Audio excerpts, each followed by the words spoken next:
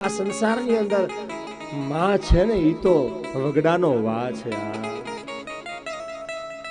અમારા સૌરાષ્ટ્રના કવિ કાગ કહી ગયા છે, મોઢે બોલું તો માન હાચી ને પછી મને નાનપણ સાંભળે મોટપની મજા મને કડવી લાગે કાગડા.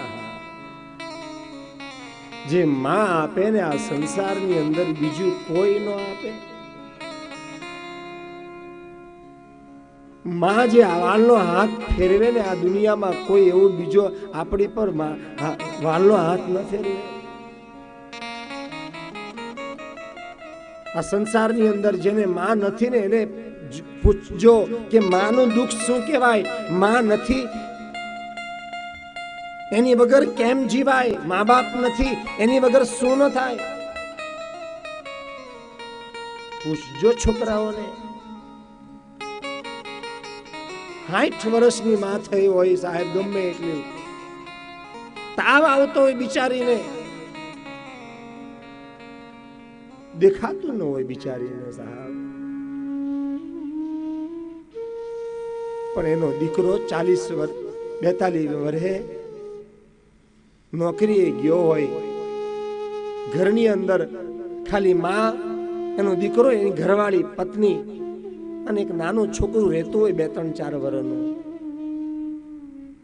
પણ રાત્રે 7 વાગે પેલો છોકરો આવે ને ઓફિસ થી ઘરે, કામે ગયો હોય બિચારો, ખેતી કરવા ગયો હોય, નોકરી કરવા ગયો હોય, એ જયારે સાંજે 6-7 વાગે ઘેરે આવે ને,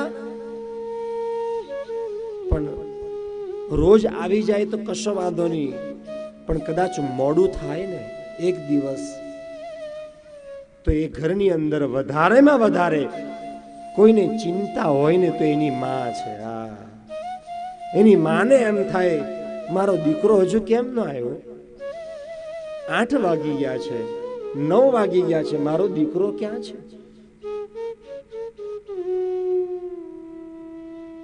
એ દીકરો જયારે 8-9 વાગે આવ્યો હોય ને, 10 વાગી જાય કદાચ, અમુક કઈ કામ હોય તો ઘરની અંદર બધા સૂઈ જાય, પણ પેલી 60 વર્ષ ડોહલી આંખમાંથી આહુની ધાર હોય, બિચારીને તાવ આવતો હોય, પગ હરખા કામ ન ચાલતા હોય, તો પણ લાકડીના ટેકે ટેકે એના પલંગમાંથી ખાટલામાંથી ઊભી થાય અને દીકરાને એક વખત તો એટલું તો પૂછે, બેટા આવી ગયો દીકરા, તું બેટા તું આવી ગયો, જા બેટા તારી હોવે છે તે કિચન ની અંદર રસોડામાં રોટલી મૂકી છે, ખાઈ લેજે. આ માં છે. આ સંસારની અંદર માને જેટલી ચિંતા થાય ને એના સંતાનની, એટલા દુનિયાની અંદર કોઈ સામેના વ્યક્તિને એટલી ચિંતા ન થાય સાહેબ. માં ઈ તો સાહેબ આપણા જેમ આ હાડ પિંજર છે, એનું ઘરેણું શું છે? શરીર. આ હાડ પિંજરનું ઘરેણું શું છે? શરીર.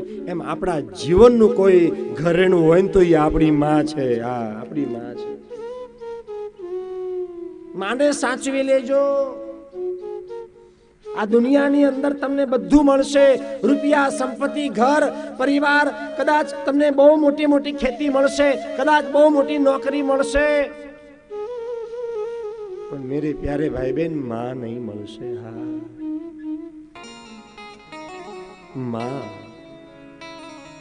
માને હોય, માને પ્રેમ કરી માં છે.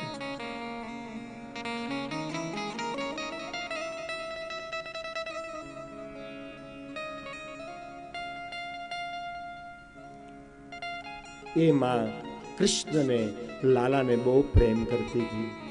મારો દીકરો, કારણ કે મોટી ઉંમરે લગ્ન થયા, મોટી ઉંમરે છોકરો આવ્યો ને ઘરે, માને વિચાર કર્યો પેલો બાબા બોલે છે ને મારો છોકરો રડે છે. વિચાર કર્યો કે આટલા બધા હકીમ, વેદો, ડોક્ટર બધાને બોલાવ્યા છતાં પણ મારો છોકરો શાંત નથી રહેતો. મને એવું લાગે છે પેલા બાબાએ જ કંઈક કરી દીધું હશે. એટલે માં પેલા બાબા પાસે ગઈને કીધું કે બાપજી, તમે કઈ જ્યોતિષ જાણો છો? બાબાએ કીધું કે હા જ્યોતિષ જાણું છું, ભૂત જાણું છું, ભવિષ્ય જાણું છું, વર્તમાન પણ જાણું છું. વર્તમાન જાણું છું, ભૂતકાળ જાણું છું, એટલું જ નહીં માં, ભવિષ્યકાળ પણ જાણું છું. માએ કીધું કે બાબા, મારો દીકરો 2 દિવસથી બહુ રડે છે, દૂધ પીતો નથી, ખાતો નથી. માં છે ને, ખાતો પીતો હોય ને તોય જૂઠું જૂઠું એને છોકરાને કે, કારણ કે માને બહુ વાલામાં વાલું કોઈ હોય તો દીકરો છે. જેમ માને દીકરો બહુ વાલો હોય ના, એમાં સંસારની અંદર બાપને દીકરી બહુ વાલી હોય સાહેબ.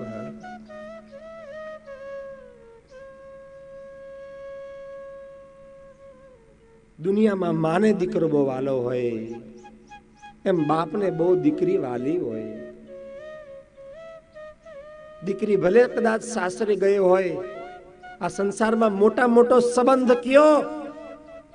માં દીકરાનો ના, ભાઈ બહેનનો નો, પતિ પત્નીનો નહીં.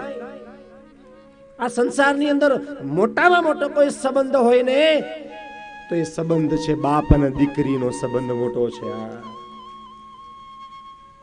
દીકરી સાસરે ગઈ હોય, 30 વર્ષ થઈ ગયા હોય સાસરે જઈને, દીકરીના ત્યાં 40 વર્ષ ત્યાં થઈ ગયા હોય એકલા. બાપ 80 વર્ષનો ડોહો ઘેરે હોય, એનો બાપ એના ભાઈની ઘરે, તો પણ 40મે વર્ષે કંઈક એવું કંઈક ઘટના બને, કંઈક સમય એવો આવે ને તો પોતાના ખાટલા ઉપર બેસી અને દીકરી છે ને એના આંખમાંથી આહુડા પાડી એને બાપને યાદ કરી લે કે મારા પપ્પા શું કરતા હશે, મારો બાપ શું કરતો હશે. સાહેબ, બાપ છે ને બહુ દુખી હોય, બાપ પાસે પૈસા ન હોય, બિચારો માગીને ખાતો હોય. બાપ બિચારો પોતે મહેનત કરી પાઈ ભેગા કરીને એના છોકરાને, એના પરિવારને ઉછેરીને મોટા કરતો હોય. પણ દીકરીના લગ્ન આવે ને ત્યારે બાપ છે ને પોતાના હૃદય પર પથ્થર મૂકી કોકની પાછળથી પણ ઉછીના પાછીના કરી દીકરીની દરેક ખ્વાહિશ પૂરી કરે. સાહેબ, દીકરીના લગ્ન થાય ત્યારે બાપ કે બેટા તને શું જોઈએ છે, તારે કેવા કપડા લેવા, તારે કઈ વસ્તુ લેવી બેટા, તને શું જોઈએ છે, તારે બેટા તારા લગ્ન થવાના છે ત્યારે લગ્નના દિવસે તું કપડા જે પહેરવાની છું એ કપડા બહુ મસ્ત લેજે. હ, આવું એને બાપ કે. ખબર છે બાપને મારી પાસે તો ફૂટી કોડી નથી, પૈસા નથી, પણ છતાંય પોતાના હૃદય પર પથ્થર મૂકીને દીકરીને કહે, કારણ કે બાપ છે ને દીકરીને બહુ પ્રેમ કરતો.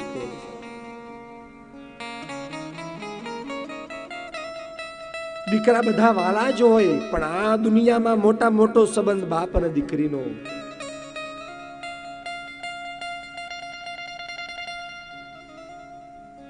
જ્યારે જનકપુરની અંદર દશરથ રાજાના 4 દીકરા જ્યારે પરણાવ્યા ને ત્યારે મોટો દીકરો રામ, એમની પત્ની માતાજી ભગવતી, જનકપુરીની રાણી સાહેબ, જનકપુરીની ક્વીન સિયાજી, જાનકીનું લગ્ન જ્યારે રામ સાથે થયું ના ત્યારે જનક રાજાએ જાનકીની પાછળ બહુ મોટો ખર્ચો કર્યો. રૂપિયા, સંપત્તિ, માયક, મંડપ, આ તે, ખાવું પીવું, હીરા માણેક મોતી, બહુ પૈસા વાપર્યા. જનક જેવો કોઈ પિતા નથી આ દુનિયાની અંદર સાહેબ. એના દીકરીની પાછળ બહુ પૈસા વાપર્યા.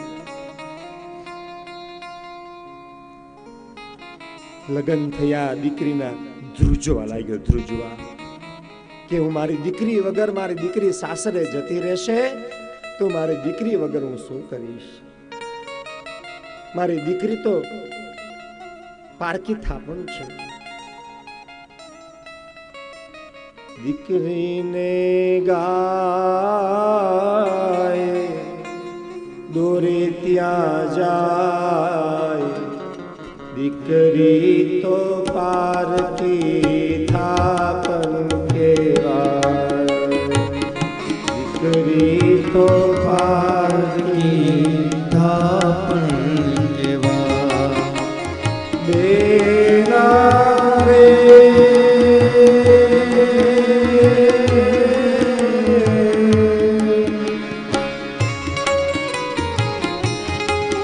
સાસરે જાતા જોજો પાપણ ના વિધાય, દીકરી તો પારકી થાપન કેવાય, દીકરી તો પારકી થાપન કેવાય.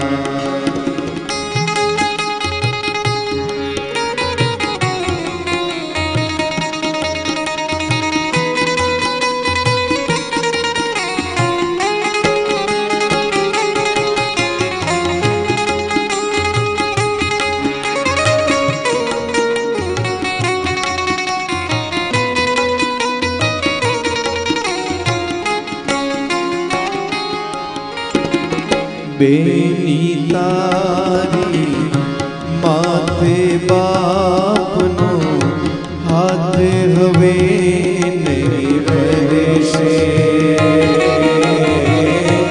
હાથ હવે નહીં ભરેશે. રમતી તુજે ઘરમાં એની બીતે બીતો રડેશે, બીતો બીતો રડેશે. બેના રે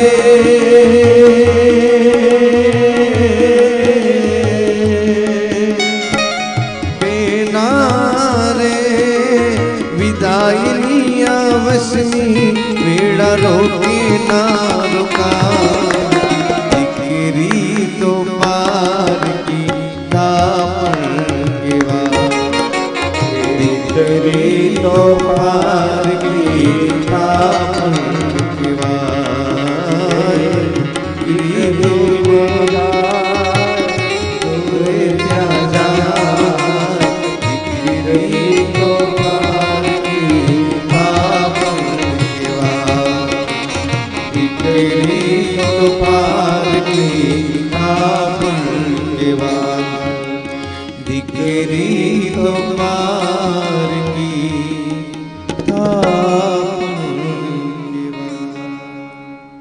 જનક રાજાની ઘરે જ્યારે જાનકીના લગ્ન કર્યા ત્યારે જનક જેવો જનક પણ રડે છે સાહેબ. હા, એક દિવસ થયા લગ્ન થયા, 2 દિવસ થયા, 3, 4, 5. રામચરિત માનસ તો કહે છે, ધ્યાન આપજો, 7 દિવસ નીકળી જાય છે લગ્ન થયા ને. કેટલા દિવસ? 7 દિવસ થયા લગ્ન થયા ને જાન વિદાય નથી આપતા. કારણ કે જનક જાન વિદાય કરવાનું ભૂલી ગયો તો દીકરીના પ્રેમના લીધે, કે મારા કાળજાનો કટકો મારો દીકરીને હું કેમ વળાવીશ. બહુ મોટો રાજા હોય, બહુ મોટો માણસ હોય, આ સંસારમાં કોઈથી બીતો ન હોય. ગમે એટલો કદાચ એની પાસે મોટી રિવોલ્વર હોય, 2-2, 4-4 માણસો સૈનિકો એની રક્ષા માટે ઊભા હોય, પણ એની દીકરીના જ્યારે લગ્ન કરતો હોય ને ત્યારે એ પણ ધ્રુજી જાય, એ પણ હલી જાય. કારણ કે દીકરી છે. બાપ દીકરીને બહુ પ્રેમ કરે, બધું લઈ આપે, છોકરાને પછી લઈ આપે. એ તું ચૂપ રહે, પેલા તારો વારો, પેલી દીકરીનો વારો, પછી છોકરાનો વારો. છોકરો નાનો હોય ને છોકરી મોટી હોય, 13 વર્ષની છોકરી 14 વર્ષની હોય, છોકરો 11 વર્ષનો નાનો હોય, તો આપણે બધા નાનાને વધારે પ્રેમ કરીએ ને. છતાં પણ બાપ છે ને એના દીકરા ભલે નાનો હોય છતાં પણ એની દીકરીને બહુ પ્રેમ કરતો હોય. એક બજારમાં ગયો હોય ને તો એક એક વસ્તુ જોઈ જાય, ભાળી જાય કોઈ વસ્તુ, તો એને પહેલામાં પહેલું દીકરીની યાદ આવે કે આ વસ્તુ છે ને એ મારી છોકરીને બહુ ગમે છે, હું લેતો જાઉં. છોકરો યાદ ન આવે પણ દીકરી યાદ આવે કે મારી છોકરી માટે લેતો જાઉં.